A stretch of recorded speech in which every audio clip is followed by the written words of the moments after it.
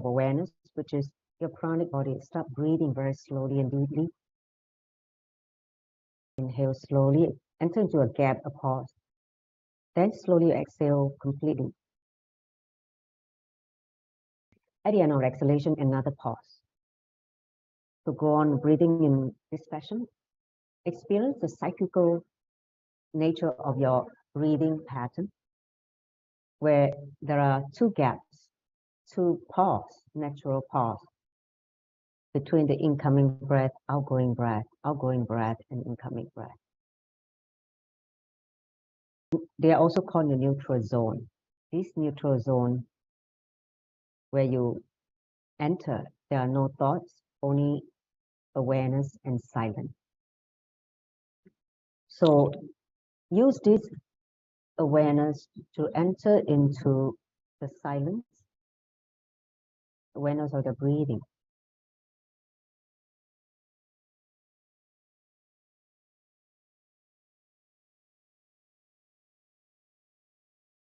Where you experience an expansion of restful awareness, and you are in the space of authentic listening, not default listening, authentic listening. It means you are listening in the present moment, ready to receive what Swamiji has to impart in this session.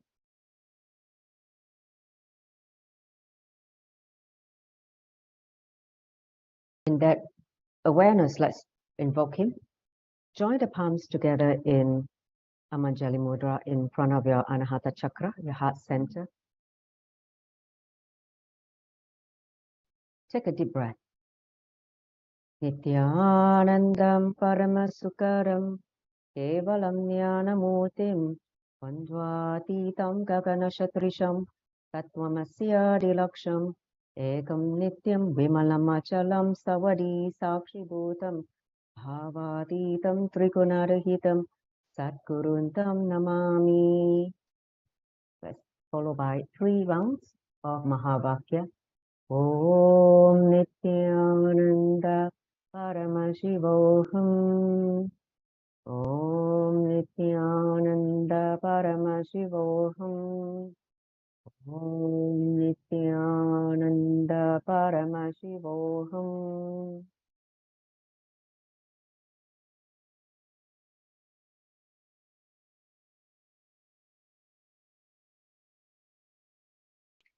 So you may slowly, very slowly open your eyes.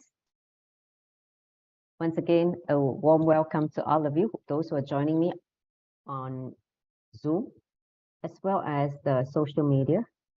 We have just gone live on social media, YouTube, Facebook, and Twitter. So without further ado, let's enter into the Kriya itself. Okay, so here, let me just lay out the outline for today's session. So first, for people who are new to this Nithya Kriya, I will take a few minutes to explain what is Nithya Kriya. Recap again, do a quick recap on Nithya Kriya. And then I will talk about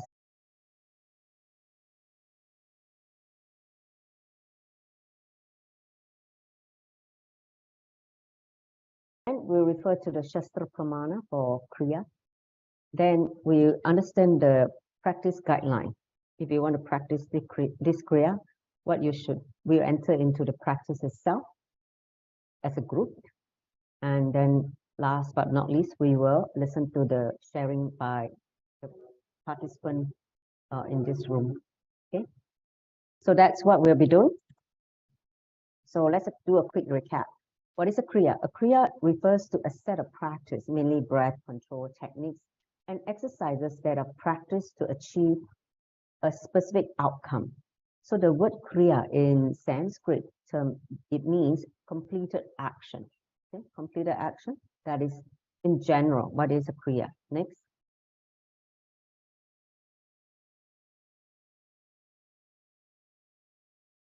Next slide. Then, what is Nithya Kriya? See, Nithya Kriya is designed by His Divine Holiness Bhagavan Nithyananda Paramashivam. He I think in the period where he was illegally imprisoned in 2010 during the religious persecution, which started in March. And during that period, he never stopped enriching the world. So it was during those periods where he was spending like 53 days in the prison that he developed these kriyas. He was given time to read about a lot of books about Yoga Sutra, Yoga Pradipika, Hatha Yoga Pradipika, Gheranda Samhita, Shiva Samhita. So all these, and he basically during that period, basically put together this Nithya Kriya, 108 Nithya Kriya. So basically he said Nithya Kriya is a set of healing processes with knowledge and techniques drawn from the most authentic sacred yogic scriptures of Hinduism, with specific combination compiled and expressed from the personal experience of His Divine Holiness, Bhagavan Nithyananda Paramashivam. So Swamiji, personally, when he developed the Kriyas, tested on his own body. And that's the way how he used his body to do the Kriya and basically presented these healing processes. Okay, so next slide. So he said there are 5 components in Nithya Kriya. One is the breath, and then visualization, asanas and body movement, sound from inside is mantra, sound from outside is music. So healing is achieved by these Nithya Kriyas, is permanent, okay?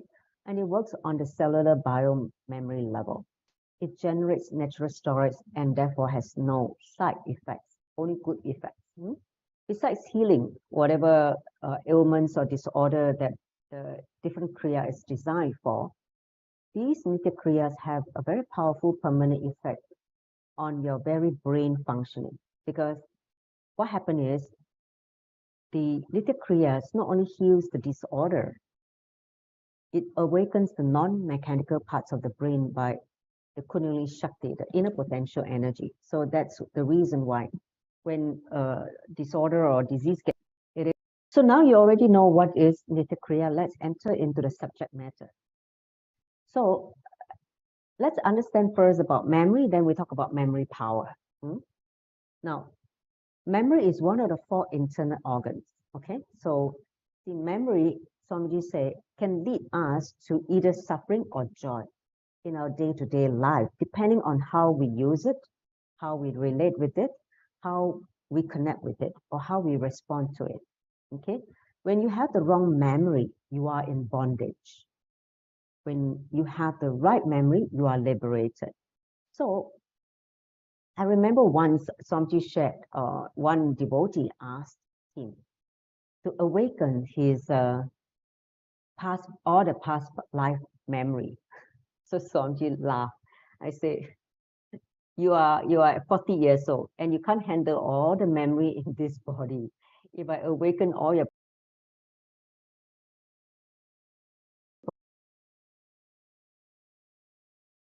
for such a boon from Guru, right? A master. How we store memory? See, we have 3 body called Sharira. One is the Stula Sharira, which is your physical body, your gross body, your flesh and bone, organs. This is what you feel and touch in this body. Then you have the Sukshma Sharira, which is the subtle body, or another word they call is the astral body, the body where you travel in your dreams, okay? So this body has many layers. There are in total 19 instruments that feed this body, okay? One of the important thing that you need to know is there are 4 internal organs in this subtle body. They are called the mind. These 4 internal organs are called manas, buddhi, chittam, ahankara. It loosely translates to English is manas. It can be called the mind, but the mind which takes care of the emotional part of your feeling, emotional part. Buddhi is, you can loosely translate as your intellect. Chittam is the memory, okay? And that ahankaram, which is the ego. So these 4 put together made up of your mind, so-called your mind, how you identify yourself as the mind, okay? So the function of memory is to receive and record our experiences, which is given from the input of five organs of knowledge, means the five senses. We perceive the world through the five senses, and these five senses basically perceive what is happening, and then process, internalize, go through some kind of internalization process, and then after that, it is stored in the memory. Okay, so this is the way how the mind works. Now, even sometimes past life memory can be remembered by the mind.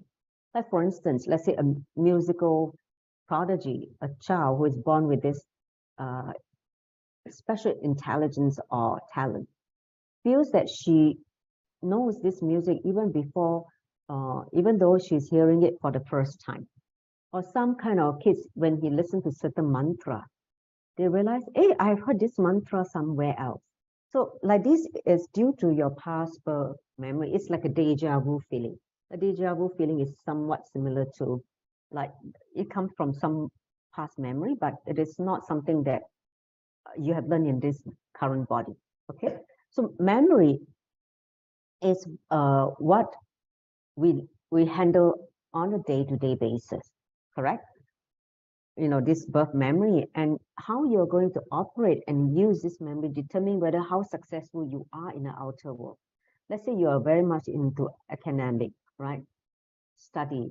So where you need a lot of intellectual knowledge, whatever you learn from school, institution, you need to remember a lot. So that is intellectual knowledge.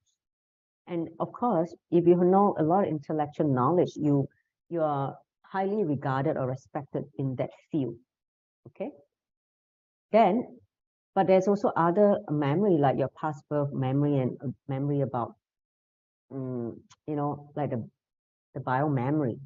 See, we have the muscle memory also. The muscle memory is the day-to-day repeated action you do using this body. Then you have the bio memory is what you cognize as you, the world, God, you know, basically is how you cognize about things. It's your cognition, your understanding, or your conclusion, if you will, about yourself, the world, existence, even the divine, whatever you can understand. So that put together is called the memory. Now, when Swamiji said that have the intelligence to handle the memory, because when you have the wrong memory, right? See, like say, wrong memory means what? Things that make you clutch, make you feel suffocated. Because sometimes you are told with the wrong ideas of understanding, which is wrong memory, and you feel trapped. And with the right memory, with the right understanding from enlightened consciousness, you are liberated. Right? So learning to handle this different memory is a power. Understand? It's a power, you know, not only for kids who needs to excel in their study, but also important for adults or even senior as well as you grow older. See, Swamiji has said that a lot of disorder related to the degeneration of the mind, like dementia, Alzheimer, Parkinson diseases, all these that related to the degeneration of the brain. Okay, the degeneration of the brain is basically related to inability to handle memory. Okay, like certain part of your life you don't want to look at it, you try to suppress it. That part of suppression creates degeneration in your brain. Okay, because the person may not be able to handle the memory. So as a result, it rather like shut that part of the memory down and put it in some padlock so they don't have to look at it again. It's too painful to open up this memory. So when that happens, over time, the degeneration can happen. Okay, because you're not utilizing the whole brain. You're not utilizing your full brain capacity. Instead, you are actually trying to unconsciously shut down certain parts of the brain. Okay, so over time, then you create like degeneration. Certain part of the mind is degenerated.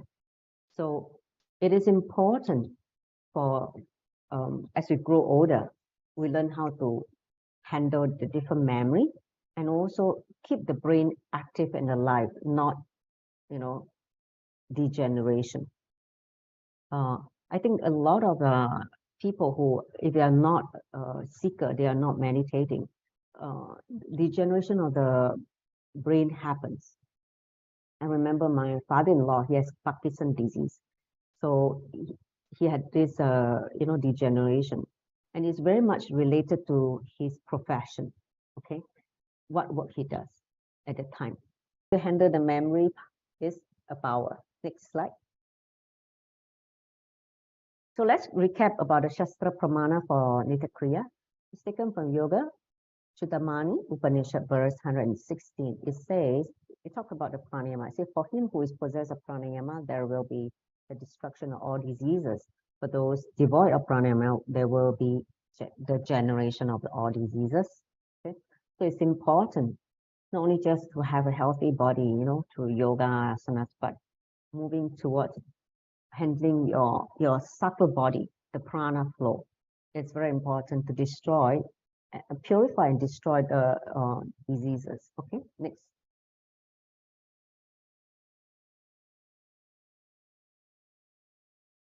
So let's look at some of the practical guidelines. Okay, this is a very simple kriya, only 4 steps. Okay, first step is asana. You just sit in padmasana. Then there are only 3 breathing techniques. Okay, which can be practiced by both children and adults. Okay, both can do. So here are some suggestions. Do it before meals in the morning or evening, ideally after yoga practice. Okay, in the morning after your yoga practice, do this kriya, or in the evening before you eat anything. Then the second thing is do this practice at least for 21 days for the awakening of non-mechanical parts of the brain and for the rewiring of the subtle brain grooves to happen. See, when the non-mechanical parts of the brain gets awakened due to the Kundalini Shakti being awakened, so new synapses get connected and all this. So like the whole brain is awakened fully. During this time, okay, when you do it continuously for 21 days, it becomes part of you, okay? So that is the reason why Swamiji always prescribe, let's do it for at least 21 days, because for any new habit to be established permanently, you need about 21 days to develop a new muscle memory. So, and the brain is also a muscle. Okay, so now do the Nithya Kriya slowly in a relaxed manner. Don't feel strain or don't feel the suffocation or try to push yourself so hard, hold the breath until you like almost going to turn blue. There's no need to do that. Do it in a relaxed way. Get more benefit and outcome out of it rather than try to strain or create certain discomfort in your body or the mind. Don't do that. Nithya Kriya, because it's breathing, it should be very relaxed and calming. So that it should be the yardstick of practicing Nithya Kriya. Okay, so these are simple guidelines. Next. So I'm going to run through them and then we can practice together. Okay, these are the 4 steps. Okay, the Nithya Kriya, care for kids' memory power. Actually, I really highly suggest for parents, if they learn this, they should teach the kids to do it. And you see within 21 days how the impact of this Kriya can do wonders for the kids' memory power. I mean, right now we have not done any like formal empirical research or experimentation. I mean, whoever is willing to practice this for the next 21 days, I really, really want to get certain feedback from the individual who are integrated to do this for 21 days, or even for children. Okay, when you do it 21 days, then you start to see the difference, the before and after. So these are the steps to follow. Padmasana, Shittali Kumbhaka, Shikkari Pranayama, Ujjayi Kumbhaka. So these are the 4 steps. Let's get ready. Let me just pause for a while first. Before Shantini, let's pause for a while first. before we enter into Kriya. Any questions so far? Any question before we enter into the practice itself? Okay, so looks like everybody is clear. So anything you want to ask about memory, anything you want to talk about memory power? You can tap on the chat. Otherwise, we can go straight into the Kriya. Because we're going to do it together, so I wouldn't suggest you put on the IBAN, so that will be, then you can see the next step, okay? No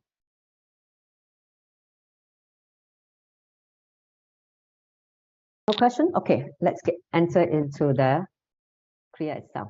So wherever you can sit in Padmasana, the first step.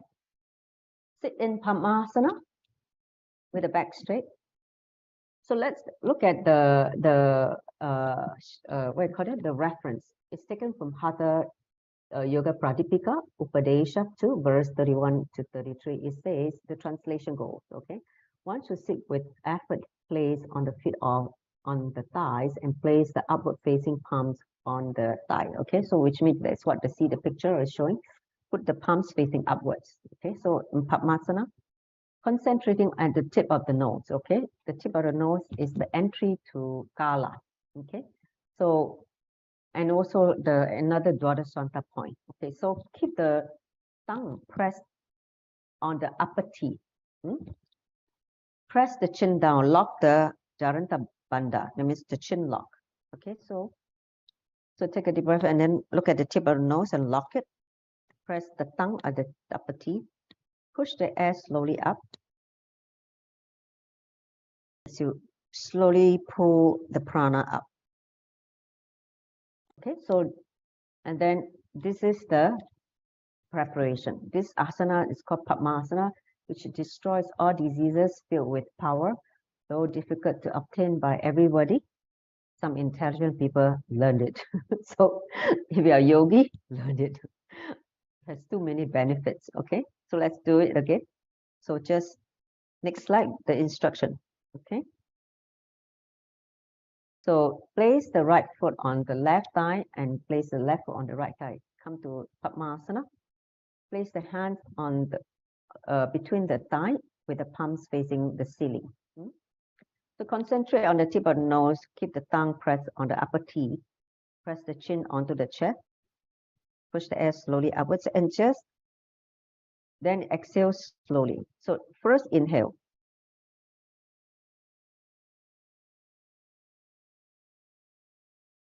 Do it 3 times.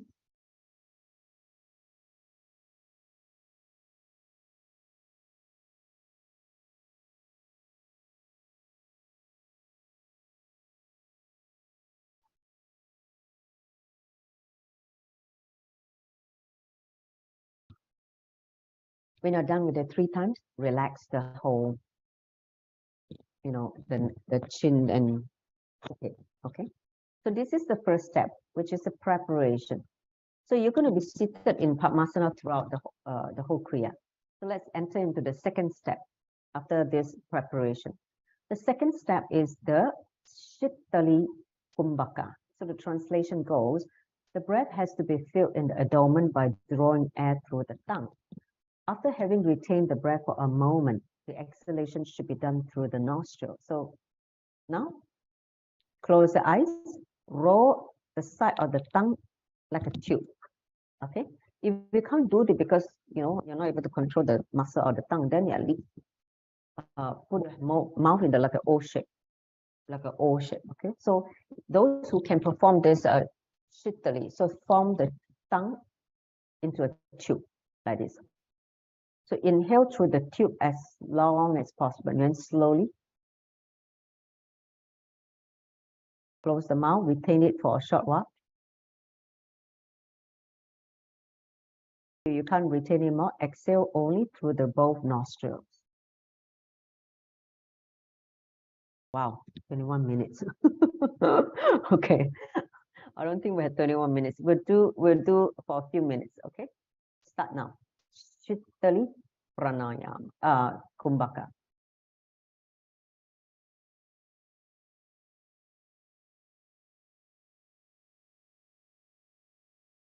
We'll do 11 minutes. Yeah, I'll set a timer.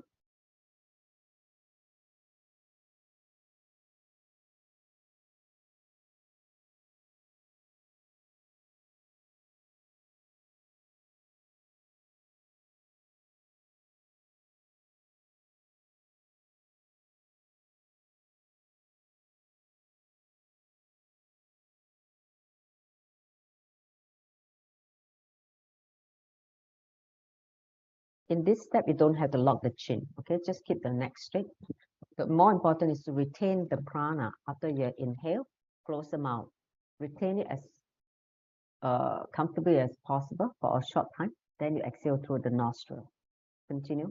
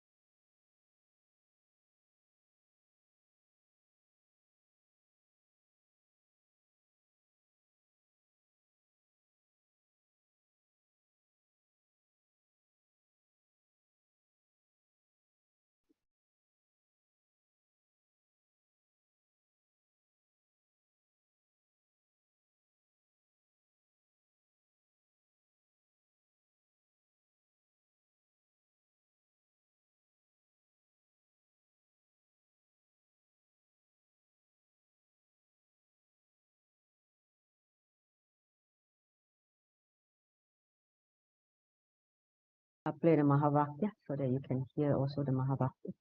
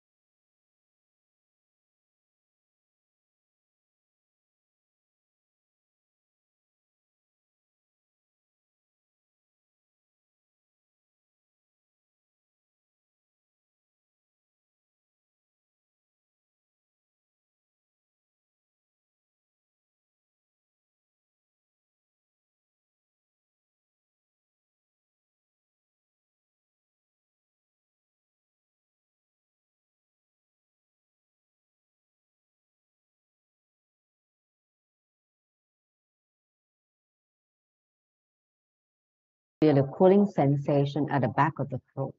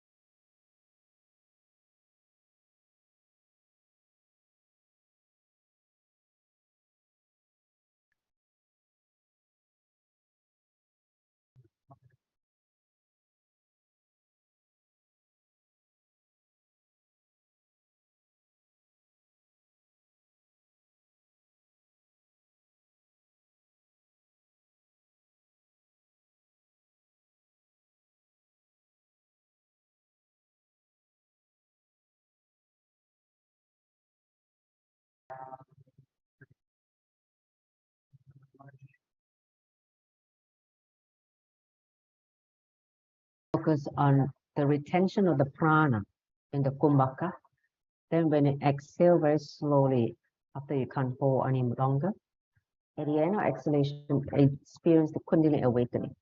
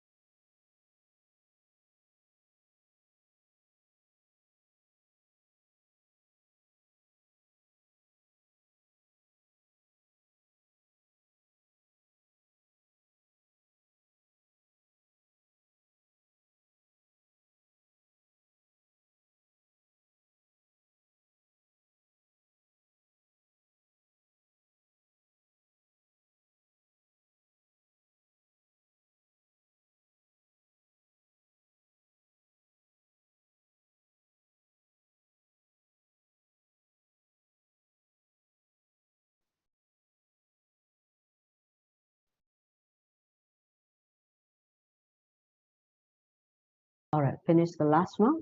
We enter into the third step. Next slide. So the next step is Shikari Pranayama. So the translation goes, the breath needs to be sucked in through the mouth, creating a hissing sound, and an exhalation done through the nostril. So by practicing this Kamadeva, the Cupid becomes the second. So here's a technique. Sit again with the same posture, Padmasana, with the eyes closed. Now press the upper teeth and the lower teeth, okay, like this together with the open lips, okay? The lips should be open comfortably. And suck the air through the gaps of the teeth.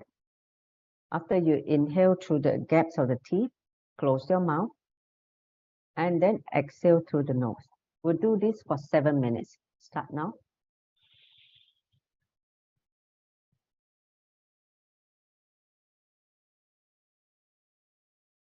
This one, there's no need to hold. There's no kumbhaka. Just inhale through the gap of the teeth, close the mouth, exhale immediately through the nostril.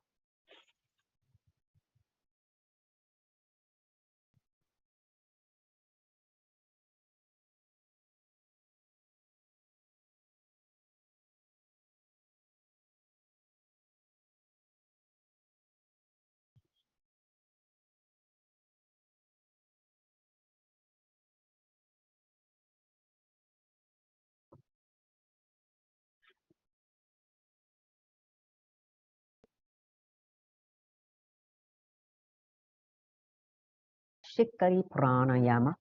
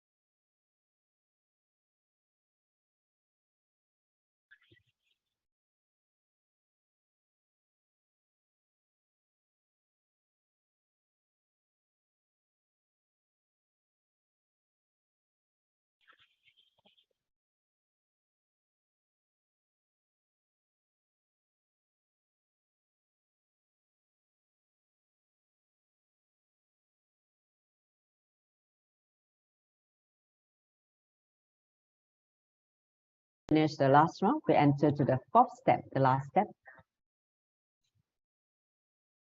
So the last step is called Ujjayi Kumbhaka.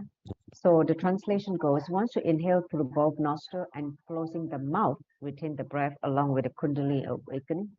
Exhale through the left nostril only, okay?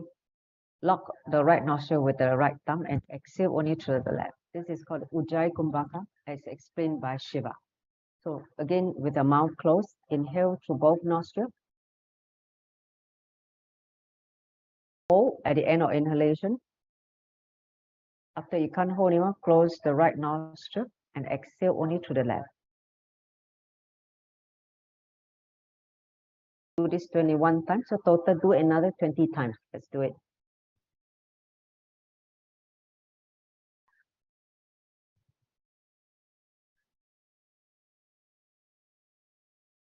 Use the finger to count.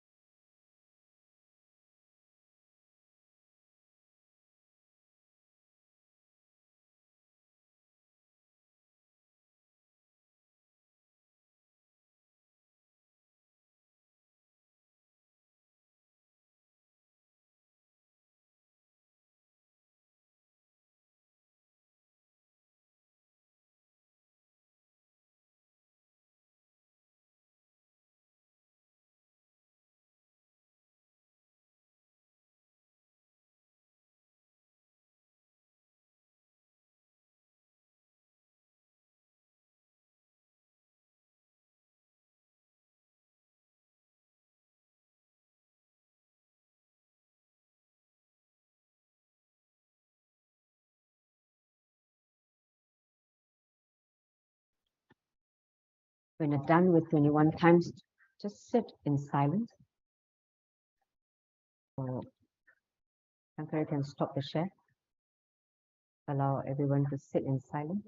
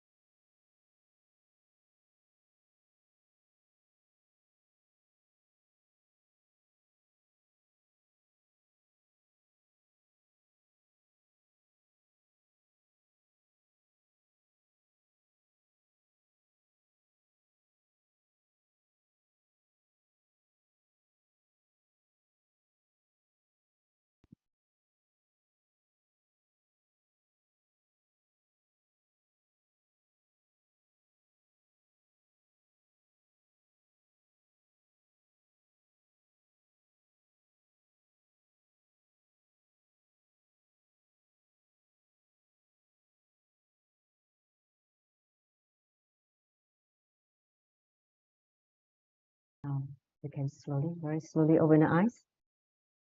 So how was it? This Kriya? Very simple, but very powerful. You can teach the children to do this Kriya. So the first part is Padmasana, which is quite straightforward. The second part is 21 minutes. Today I didn't do 21 minutes because I thought we wouldn't have time. So I did 11 minutes instead. So when you're doing your own practice, do 21 minutes, then 7 minutes for the third step, then 21 times for the last Ujjayi Kumbhaka. Okay, any questions so far? You want to share your experience? Anyone? You can unmute yourself. How do you feel? Prasadini, you want to share? How was it for you? You do now. Do you do? Nice. Hey, do 21 days, then you tell me what happened to your brain, okay? Your memory. Okay, try to do 21 days daily, and then see if there is a difference after you finish 21 days, okay?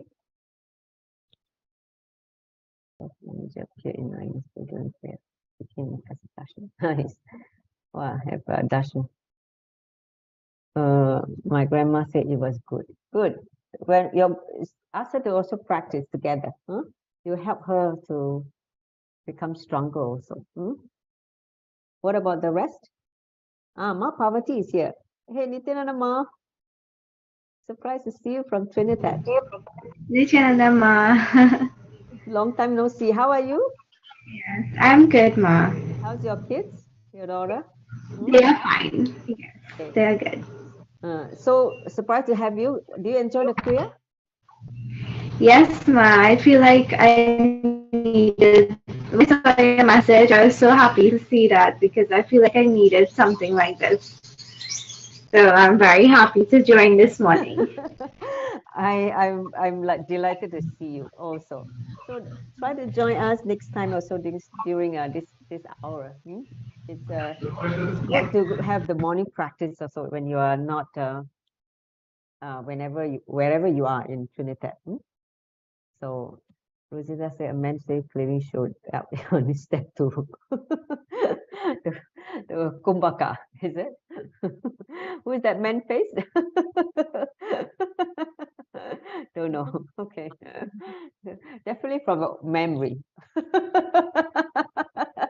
Some past memory. I don't know this birth or the past birth memory. Some face. Maybe it's you. You were the last face. Before you exit the body, that means only. Just kidding. Okay. Any others who how was it Menki for you? What about Jane? Anyone who want to share? I felt the energy. I think it was step 2 or step 3. I felt the energy slowly coming in from my throat and then pushing downwards towards my wrist. I think if I do more, it'll go to my fingertips. See, this so-called pranayama is to activate the life force within you. So when you do it slowly, you will definitely feel the prana even at the fingertips. Every pore of your skin. Yeah. Yes. So yeah. if you're aware, you're able to do it in a relaxed, slow fashion. Oh, Anadeta Yeah, I could really feel. Yeah, I could really feel the energy coming in and then traveling downwards. And I was actually trying to think, trying to be more aware if the energy will go up to my head. It only went up to my neck. More energy was traveling downwards. I don't know. See, because today is the first day you're trying it, so you need to go where it needs to go. You need to like flow through the body. So do it for 21 days and you see the difference. Those of you who did the last Kriya with me, stimulating the 7 chakra. So you were seeing how that cleansing at the the lotus one, I'm still doing it. You're still doing it, right? Because now you're only 14 days, right? You're only doing 2 weeks, right? Yeah. You got 1 more week. So you're doing it one more every week day to now? go. So, yeah. I You did. know I'm, what I'm I'm doing seeing it now? every day. What I'm seeing now, you look so radiant, bright. Really. Yes. See, But before that, I'm feeling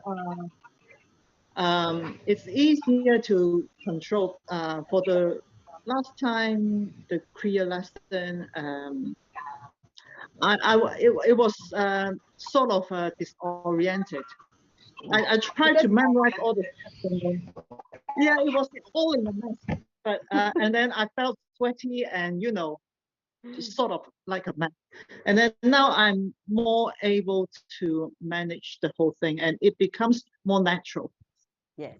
See, you need to get a hang of it initially. It will be like Yeah. your body is adjusting the way how you should do it, adjusting. So you take a while for Yeah. adjustment to come, a few days. Then once Yeah. you're settled, It's you become yeah. very natural flow. Yeah. See, when you become Yeah. natural Agree. flow in a relaxed way, then the full effects of the Kriya kicks in. Understand? See, when I say when you do pranayama, you have the possibility to inject this ojas and tejas. Tejas means shine, okay? Like the shine on the skin. Can you see the shine on my skin, even though I didn't put anything? That is tejas. That means the brilliance, the radiance on the skin. Ojas is the vitality, feeling alive. Understand? Like you don't feel tired all the time, like plodding along. Oh, it's like a day. I have to do so much. Like the whole body is always tired. When you have ojas, it's like feeling like invincible. The body is filled with energy and ready to go. So that is the effect of when you're doing proper yogic techniques.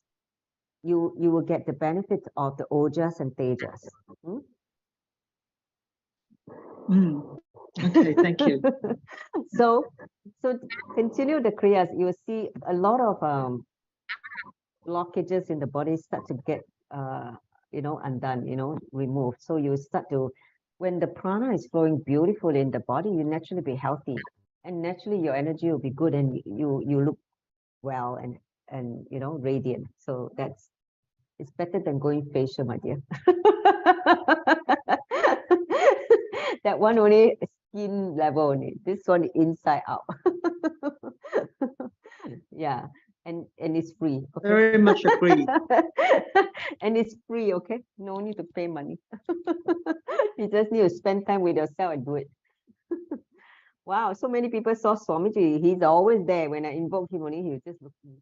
Oh, okay. He's doing Kriya again. Okay, so great.